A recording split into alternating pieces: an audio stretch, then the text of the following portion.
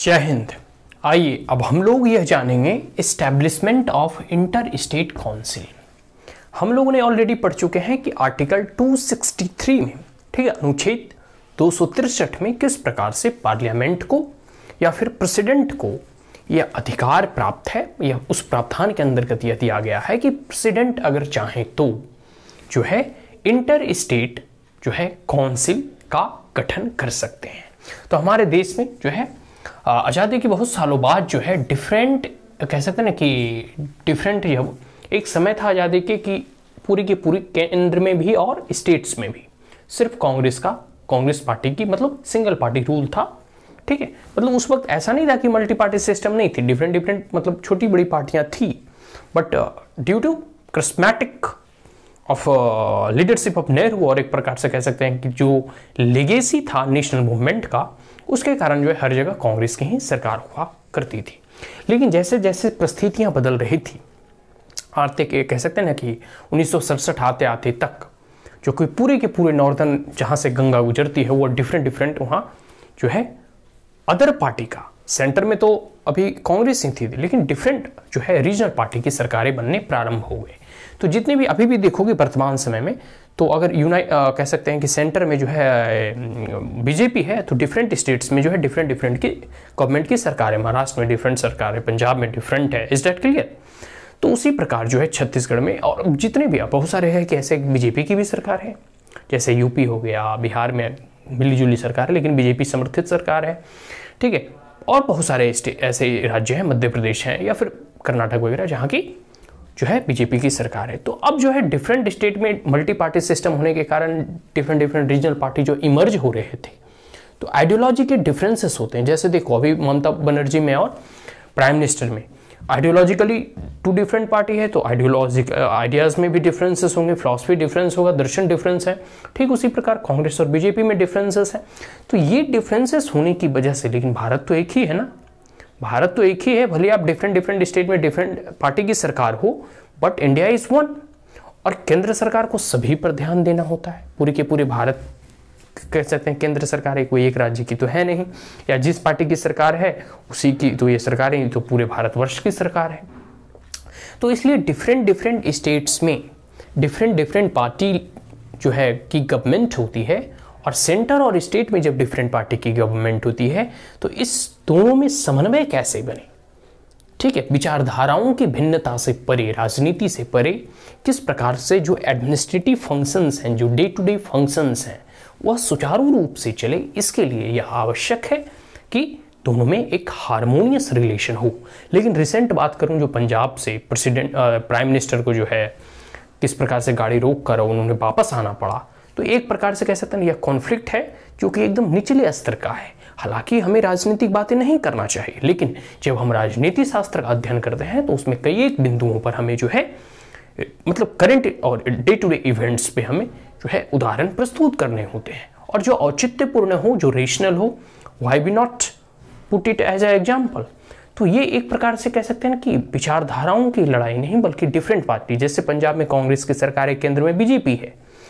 अगर कोई कहीं का प्रधानमंत्री जाता है, तो प्रधानमंत्री देश के प्रधानमंत्री हैं, वो एक कह सकते हैं कॉन्स्टिट्यूशनल पोस्ट है, उस पोस्ट की गरिमा होनी चाहिए, उसका सम्मान होना चाहिए।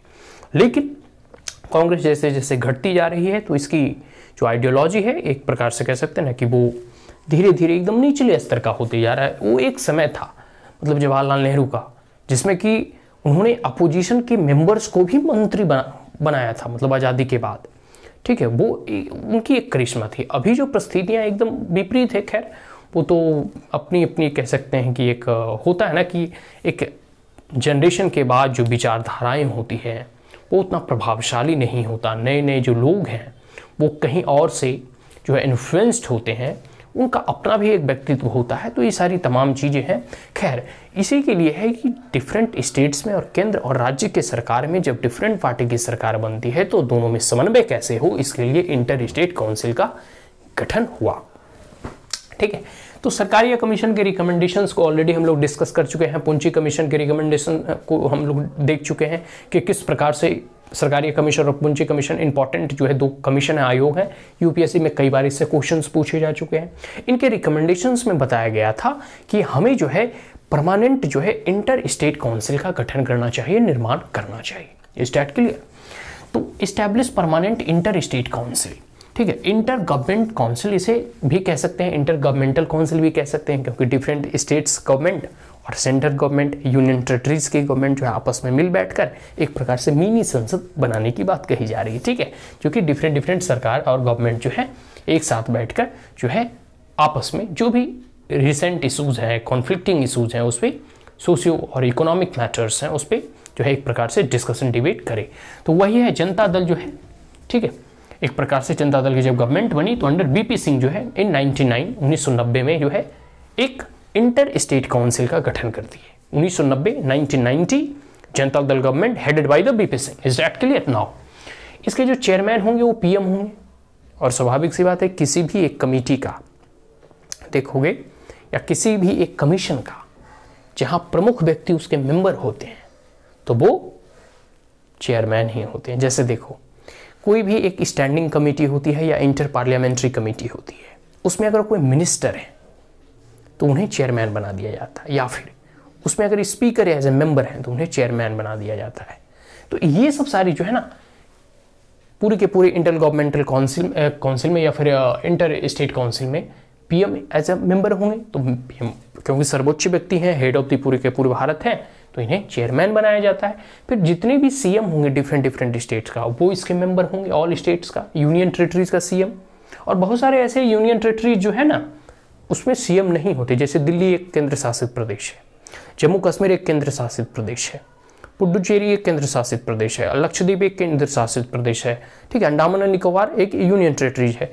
तो दिल्ली में सीएम है, यहाँ लेजिस्लेटिव बॉडी है, लेकिन वही अंडमान और निकोबार में, लक्षद्वीप में नहीं है, चंडीगढ़ में नहीं है।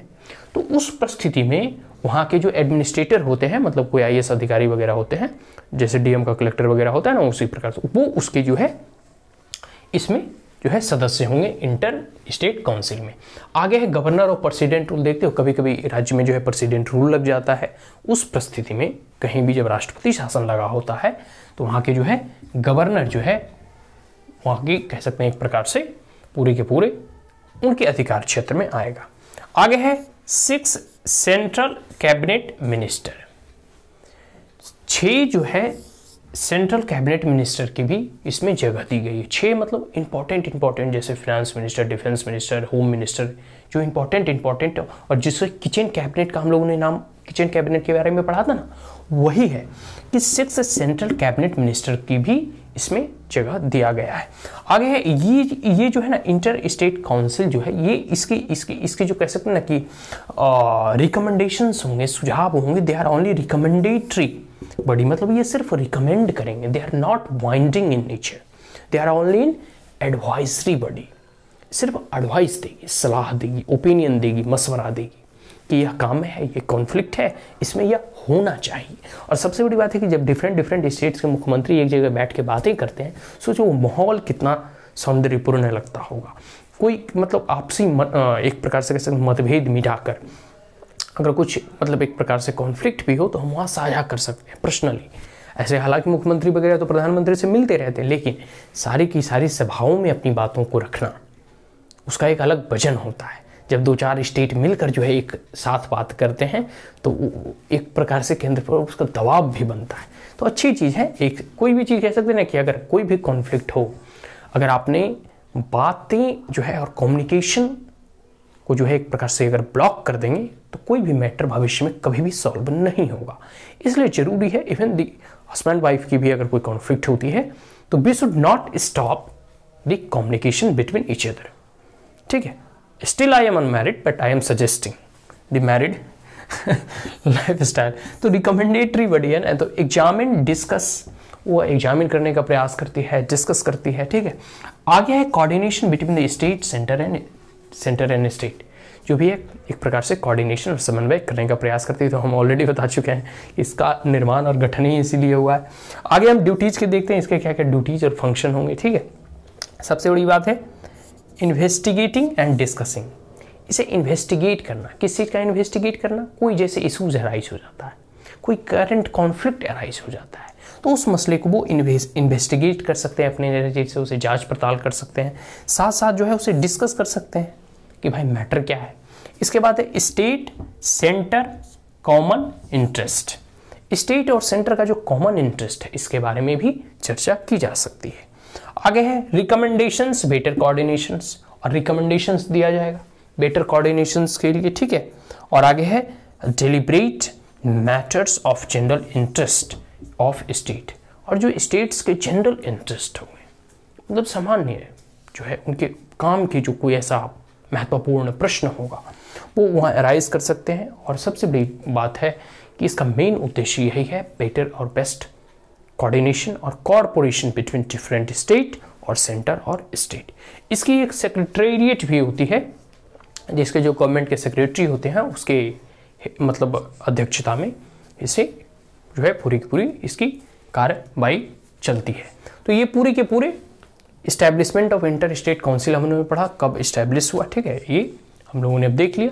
अब डिफरेंट कुछ और अगर प्रावधान अगर बाकी है सेंटर और स्टेट के रिलेशंस में, उसे भी जानने का प्रयास करेंगे। Is that clear? सो अब जो है अब इसे यहीं सम अप करते हैं। And if you are the first time on my channel, अगर आप हमारे चैनल पे पहली बार आए हैं तो इसे लाइक शेयर और सब्सक्राइब जरूर करें।